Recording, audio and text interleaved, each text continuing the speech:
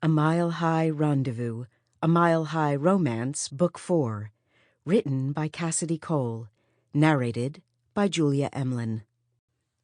Sarah Baxter tapped her pen on the conference room table as she absent-mindedly chewed on her lip. She was dying to get out of there. It was 4:15, and she had a flight to catch. A flight to Paris to spend the weekend with her incredibly sexy boyfriend, Tyler Corrigan. She hadn't seen him in 3 weeks, and the wait was killing her. There was only so much satisfaction a girl could get from Skype chats, even when the guy on the other end of the computer was as beautiful and amazing as Tyler. He was perfect in every way, except for that whole billionaire head of a multinational conglomerate thing. She could have passed on that. Keep the sexy, lose the entitled money side of things. But it was what it was. "Ms. Baxter, are we keeping you from something?" Mr. Horowitz interrupted her reverie. Usually, he looked like a kindly version of Santa Claus, with the glasses and his white hair, but lately he'd reminded her more of a very disappointed father who knew his daughter was sneaking out in the middle of the night to meet up with some boy, but wasn't going to confront her on it. It's not like she'd lied to him.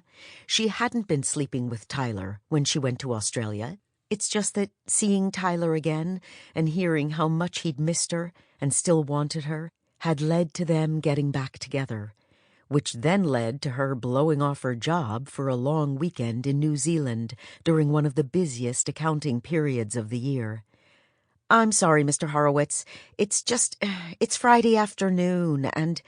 She glanced around the room at the other members of the accounting team, all boring, quiet types with short, mousy brown hair and conservative white dress shirts, even the women, who had no plans for the weekend except heading home to their 2.2 kids and equally boring spouses.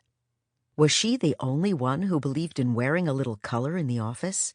She had on a hot pink top and bright blue skirt today, and why not? Had to have a little fun somehow.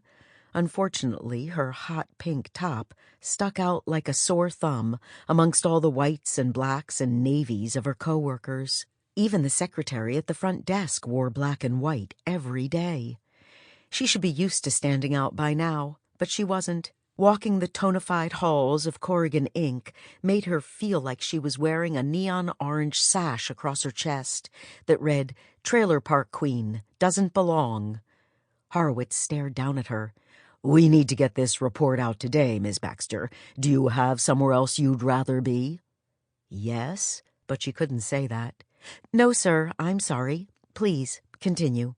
2 frickin' hours later, Sarah finally escaped that stifling hot, confined space. As she grabbed her coat and her overnight bag, she heard a gentle cough and whirled around to see Mr. Horowitz standing there. She jumped backward, startled that he'd managed to surprise her. "Mr. Horowitz, something I can do for you?" He grimaced. "Perhaps it would be best if we talked in my office." She stared at him, biting her lip. She was supposed to fly out in 1 hour. If she left right now, she'd still make the flight.